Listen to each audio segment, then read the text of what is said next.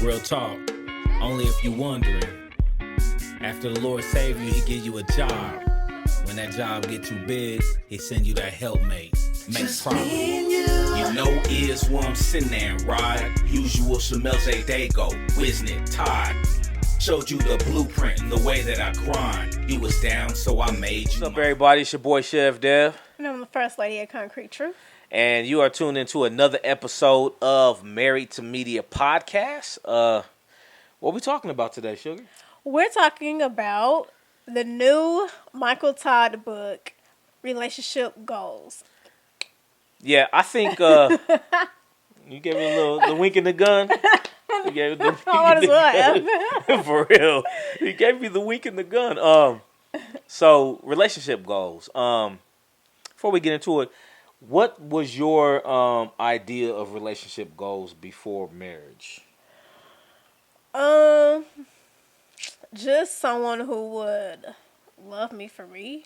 That can handle my craziness.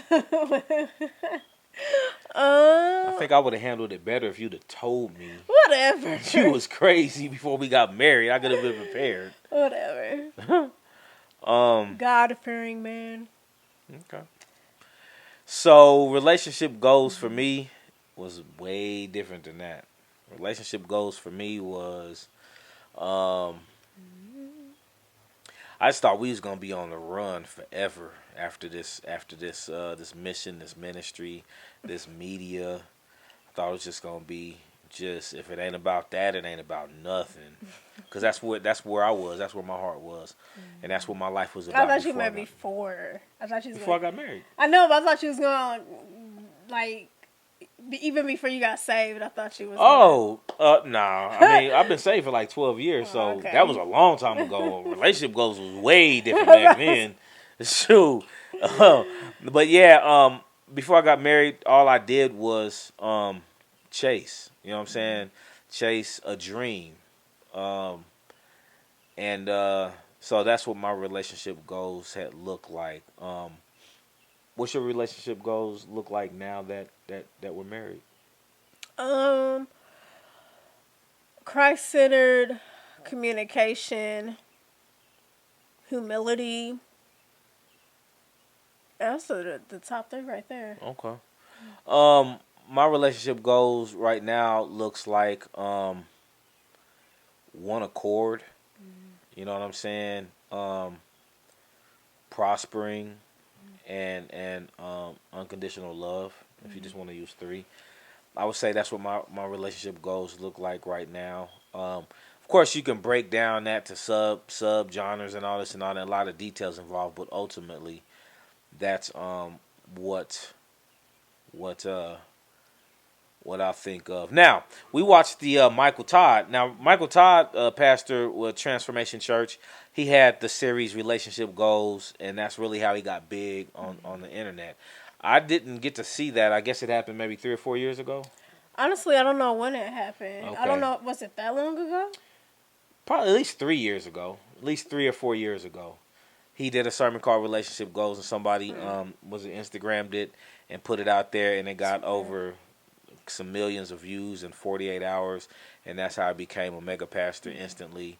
And like he said last night on his release, his YouTube release for his book, when the Lord wants something done, it can be done in the way that you least expect it, and by that, viral video was a way that he least expected it.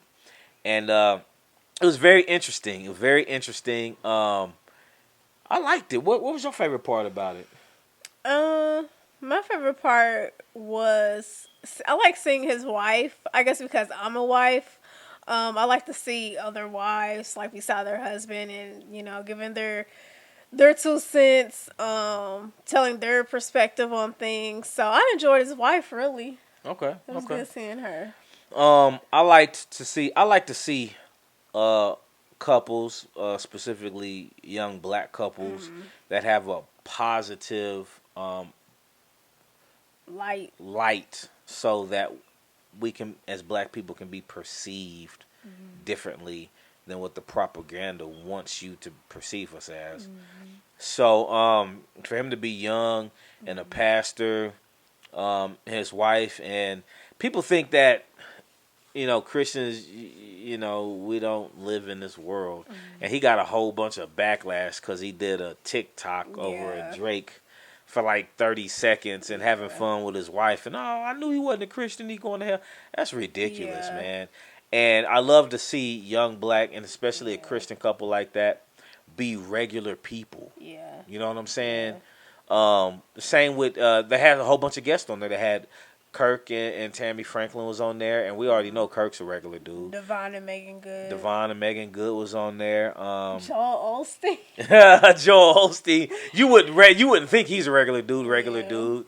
And then one that I enjoyed, Kevin on Stage and his wife, but Steph Curry and Aisha Curry, and it's just good to see just a good representation of not only young black couples, but of Christ-fearing people, and that can be regular and live like Christ. Because as a Christian, they just think that you're just supposed to be Jesus. It's just not realistic. You know what I'm saying?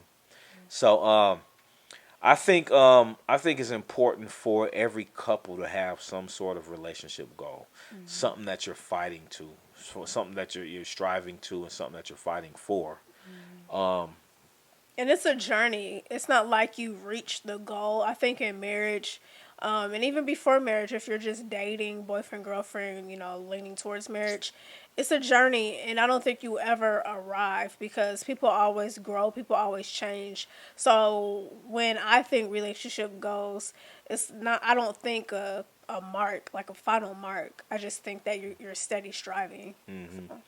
Yeah, now don't get it twisted because, and I guess people can only have relationship goals according to who they are, where they're at. But I'll be on the Facebook and Instagram and relationship goals. You have a couple and some new sneakers and it'll just say relationship goals. Yeah, or be some couple smoking weed. Relationship goals. Yeah, or matching Benzes. I mean, yeah, that's cool, relationship goals. But when I think of relationship goals, I think of my wife and I both, of course, continuing to serve the Lord, and then accepting the benefit and the grace and the favor that the Lord has given us to work the ministries that He's given us. You know what I'm saying? Because it's easy for us to get discouraged a lot of times and then say, "Oh, forget that. I'd rather go do it the way I know how to do it. I know how to go get me a good job and get some money." But that's the easy route, and I think that no matter if it don't work out the way we want to right now, we got to keep pushing, and that's what my relationship goals look like. Is we always pushing towards the goal. So I think you've exceeded my relationship goals, Sugar. I've exceeded your goals, huh? Yeah, baby. Well, I get a gold star, right? Yeah, because you'll pull out your credit card and pay for something. You'll cook. Shoot, you'll be working when I'm asleep. Here's the thing: when we first got married, she'll be waiting around for 3-4 hours until I'm doing something. All right, hold on, baby. All right, hold on, baby. And then, it's been a couple of times in the last year. I'll be like, "Are you done yet? Can we go?" And she'd be like, "No." And then I'll be mad because I'll be ready to go. But at the same time, I'll be like, "Yeah, relationship goals right there." You know what I'm talking about? So I think relationship goals are important for everybody. And I like, I can't think of his name, but he's like an associate pastor, I guess, the young guy. I'm pretty sure he's biracial. Him and his wife were on there. Yeah, he's preached a few times in the Crazy Faith series that we're watching. I love how him and his wife talked about kind of letting go of your pride and, making Christ the center, to where it doesn't matter if you think one thing, your spouse thinks one thing, what does Christ think? And even if that does mean, okay, let me go with the way my husband wants to do it and allow me, to apologize, or if he needs to go the way I want to do it and he has to apologize, because that's what God, led us to, either way. I really like that point that they made. Yeah. You know what's so crazy? In marriage, you never. I'm gonna put it for me. I never thought it would be so simple and cut and dry, as saying you can have your way this time. I want my way the next time. You know what I'm saying? Like that sounds so elementary a little bit. You know what I'm saying? Yeah. Like I'm like, that's how couples actually be compromising, you know what I'm saying? Like, oh, you can have your way this time. I mean, I can see. At least it works for us. Maybe that's not something every couple could do. But that's what I'm saying. When people are being transparent, like they were saying last night, you know what I'm saying? A lot of couples do it that way. And then when we get canceled and they say you do it that way, I can see if, you know what I'm saying, I want to cook something one night and then she want to cook something another night. And then we go back and forth and I'll let you have your way this time. But I be thinking that we be having some real life or death situations about we need to pay this or we need to do this or we need to go here. We need to do this first. And it's just like, it no matter what it is, you always got to be in a position, be like, you know what, we can do it your way this time, or I understand where you're coming from. Okay, let's do it that way. And that, to me, when you talk about, you know, laying down your pride, for me, a lot of times it's hard because it's like, I'm going to put my foot down on this. And I don't care if you ain't had your way for the last 2 weeks, a month. It's going this way this time. You know what I'm saying? And I think that's the situation that I be in. But a good way to alleviate that is always to pray. You know what I'm saying? And my prayers be kind of wrong sometimes. You know what I'm saying? At least you're honest. Yeah, like, all right, Lord, I'm going to let her get her way, but she going to see. I want you to show her that she wrong. You know what I'm saying? And it'd be, you know, but at the end of the day, I'd be like, you know what? I don't want her to have to suffer because then I'm going to suffer with her. So, Lord, just get us past this decision that she made. And I don't think it's ever been a decision that was too tough. You know what I'm saying? The consequences was too tough, but, you know, because we still here and we still kicking it and we still living and loving. You know what I'm saying? So another thing that I liked about the release party is they were talking, him and his wife Natalie were talking about how they went to some conference or something and invited like the whole church, and they were mad at each other the whole time. And like even when the conference was over, they had got counseling like from a friend, like I think like right after the conference or something. But to me that was like, wow, what a real like transparent, you know, moment. How many times have we had that happen? Yeah, like tons of times. Yeah, so I was like, oh, them two, okay, cool. We're not that far off. Like having moments where you may try to, I don't even know if they try to look like they weren't mad at each other. I know sometimes I failed. I'm like, look, I'm mad at my husband right now. I don't care. You don't even care. And you can't even hide it neither. I don't have a good, what was it, poker face, I guess. If I'm happy, you're going to know it. If I'm upset, you're going to know it. Glad, sad, you're going to know it because I don't have a good poker face. Yeah, I'm like, oh my God. You sure you want to go? You can stay here if you want. You know what I'm saying? But, I mean, I'm grown some. Yeah. I mean, we haven't really been mad at each other like that before. You know what I'm saying?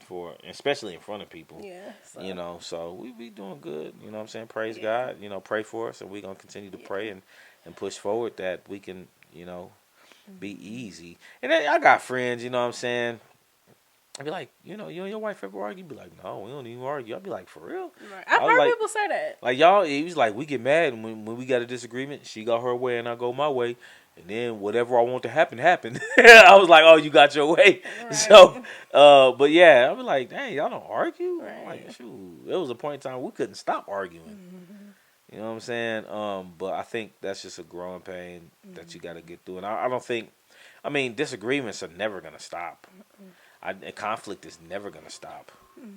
You just got to find a good way to deal with them, and conflict resolution, you know what I'm saying, is a very, very good skill. You know what I'm saying?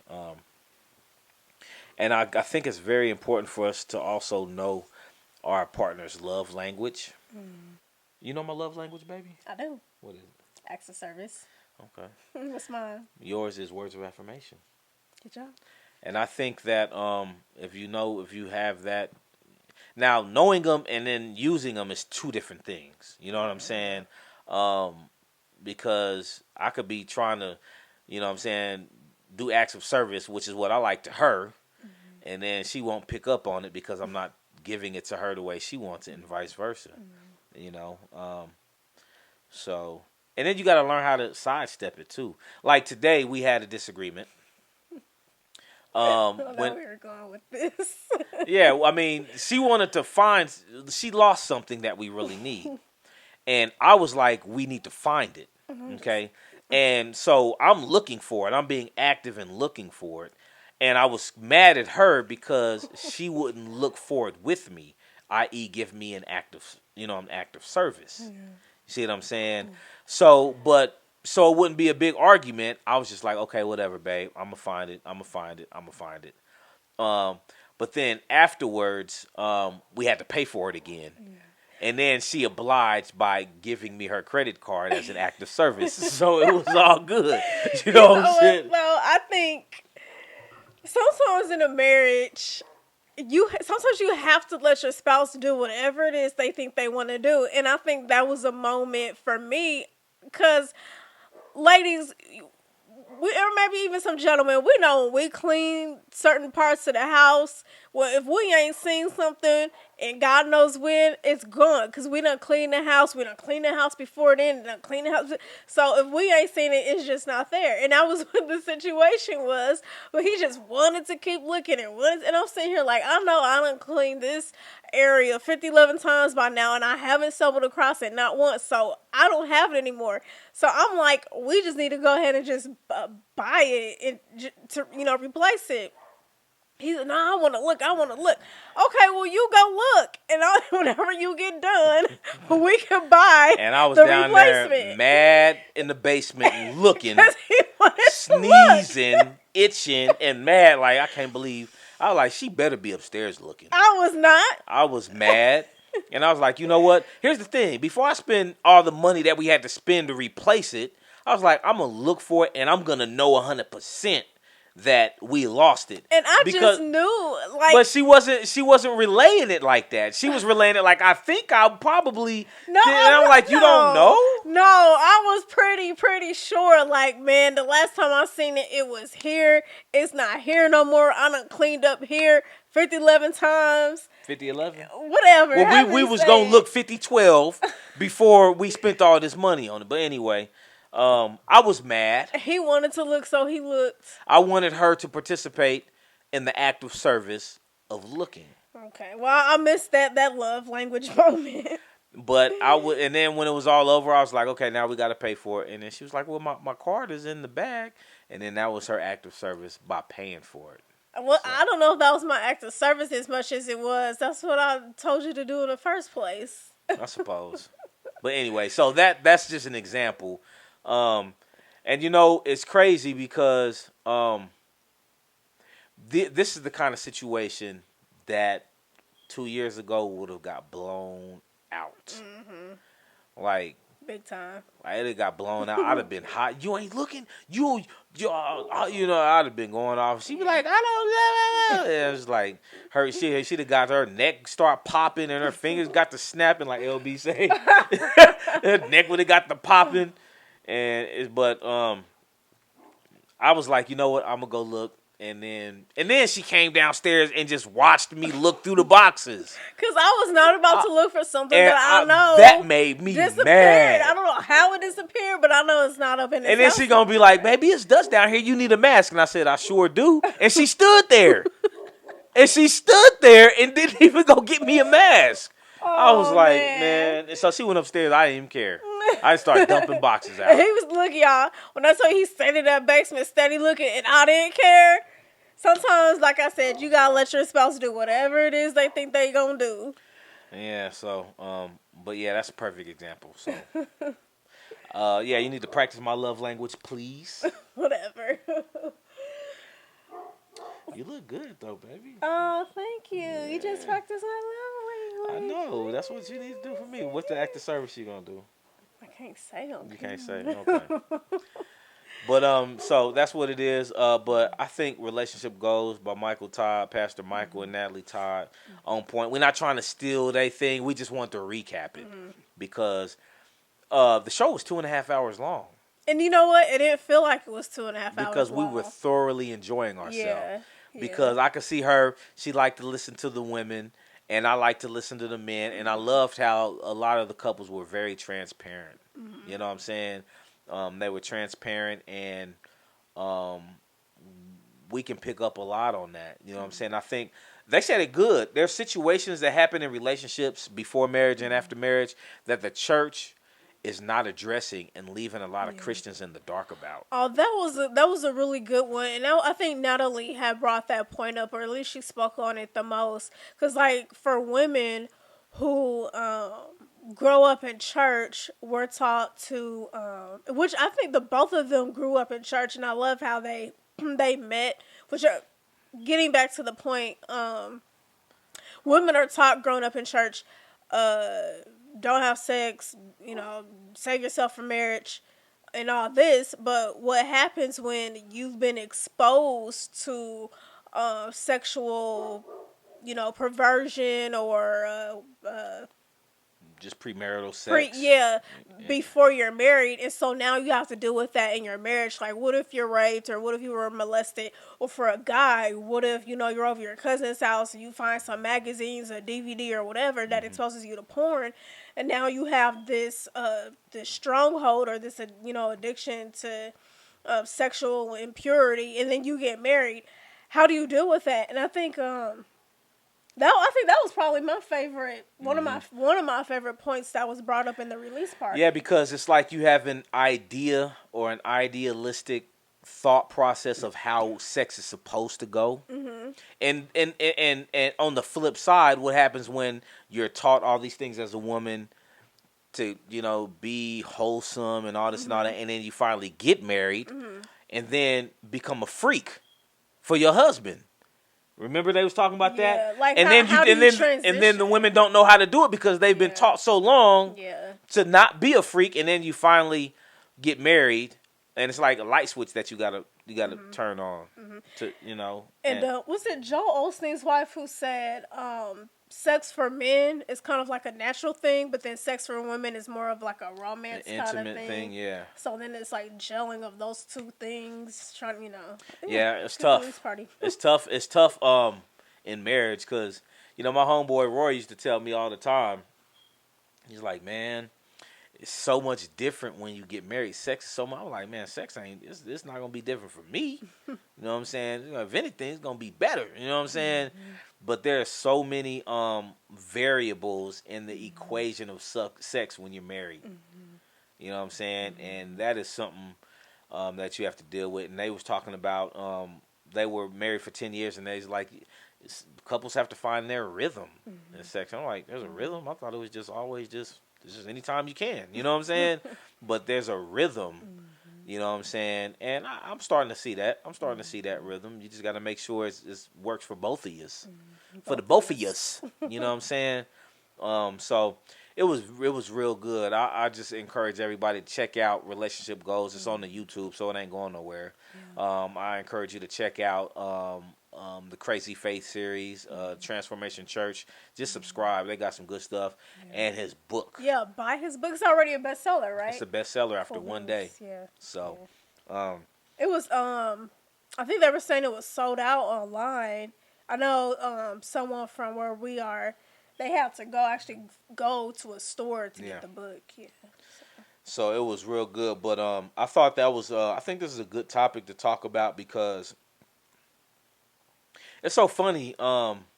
In the circle that I kind of not grew up with, but since I got saved, I'm like one of the last people to get married out of my circle, out of the group of people that we hung around. And it's crazy because I was single while everybody else was married. So it was like, and like Roy's one of them, you know what I'm saying? And he'll be like, man, my wife's tripping. I'm like, you just doing it wrong. You know what I'm saying? Like, bro, it's not like that. But now that I'm actually married, he wasn't tripping, and he helped me so much, and people have helped me so much that I just want to be able to be as transparent as possible to help somebody else. Yeah. You know what I'm saying? Because I think it's very important, man. I think marriage is not just a piece of paper like people say. It's work. It's not going to be right, unless you work at it. And definitely without Christ, it just ain't going to work, man. Yeah. You know what I'm saying? So, what are your relationship goals? Think about them now. Think about it before you get married, baby. Think about them before you get married. I don't know if you want to. well, I think you're getting ready to go into what I was just getting ready to go into. Don't let your list be written in stone. Is that am I saying it right? Yeah. Like, cause you never know who God really has for you, especially when you're starting to get into like the more of a preference type stuff. Like, oh, I want them tall. Oh, I want them short. Oh, thin, fat, whatever. Like, be flexible, cause you never know what and who God has for you. And I'm just over here giggling because I promise you, it's probably like 10, 11 years ago, and I told you this story. Oh my We all God, went out to what? eat, and some of us were single, and some of us wasn't. And I was single, and there was this one chick, like she annoyed me, and we was knee deep in the conversation, and she stands up, right, and she says, I'm sure all you Christian men around this table are nice, but the Lord has already told me that I'm going to have a man, and he's going to be 6'2", and he's going to be Alright. dark skinned, and he's going to make six figures. And so there's nothing that neither any of you men around here could do for me. And I'm Okay. like, wow. And I mean, she just wasn't my favorite person anyway, so I'm like, whatever. And it's so funny because, what's this, 22? No, I think that was more like '09, '08 or '09, maybe 2010. It was a long time ago. And I promise you, like, she just got in a relationship. And guess what? The dude's not 6'2". He's not even dark skinned. I don't know what kind of money he make. But I was like, it took 10 years for the Lord to change your mind. So I think, like my wife said, you got to be realistic. Like, you got to have your list of what you want your spouse to look like. And I mean, I praise God that we can actually ask him for something that he can deliver. Yeah. You know what I'm saying? Now, there may be things that he's not going to deliver on because he knows who you are and what you need. Yeah. But And your heart is deceitful. What you think you want, what you think you really need, yeah, it takes God to be able to be like, nah. yeah, yeah, That's true. how you find yourself. Oh my God, never mind. I won't even. Never mind. That's how you find yourself with somebody you don't want to be with, or in a bad situation, because your heart at that point just wanted a whole bunch of sweets. You know what I'm saying? You just want the ice cream, like Pastor Archie said. You just want the ice cream, and then you marry a bowl of ice cream, and then you eat the ice cream every night. Well, the sad thing is sometimes you don't even get to the marriage part. Sometimes you end up with wounded, brokenhearted, 2 and 3 kids, and You have your bowl of ice cream cracked open and spilt on the floor, is what she's saying, and you don't even get to enjoy the ice cream. But yeah, I think we found favor, me and this lady right here, because we had a shotgun wedding. yeah. You know what I'm saying? But here we are. I'm thinking about, what's funny? Okay, I know this is kind of off topic, but ever since this quarantine thing, I'm like, never say what you're going to do. Just, isn't there a scripture in the Bible that says, if Yeah. the Lord's will or something like Yeah, that? yeah. Like, don't be so sure you about to do X, Y, Z. Because I'm like, I want to renew my vows. I'm going to renew my vows, this time. And then I'm like, I'm so scared to say that now. I know God hasn't given us a spirit of fear, but 2020, for it to be 2020, everybody hollering the year of vision and perfect vision, all this and that, the coronavirus came out of nowhere and altered everybody's life. And so I'm just kind of like, you know what, Lord? You just never know what's going to happen. Yeah, that was so off topic. But I just, I thought you mentioned marriage, and I'm thinking vow renewal, and I'm like, I'm scared to pick a date because you don't know. People's weddings for this year have gone canceled. We supposed to go to a wedding April 11th. My 2 cousin. weddings in our family. And my other cousin, Yeah. May 15th. And they're not having them now. So, yeah, you just never know. You just got to be flexible. You got to leave it in the Lord's hands. And I think that's why I was single and celibate for almost 3 years, because it takes a long time. I'm going to speak for me. It took me a long time for the Lord to strip me of what I thought I needed and wanted. Yeah. But yeah, so definitely just stay in prayer about it. Stay in prayer, because if you leave it up to yourself, if you leave it up to your relationship goals, it's not going to end well. It's got to be some intervention. It's got to be some sort of spirituality, some sort of some spiritual counseling from somebody.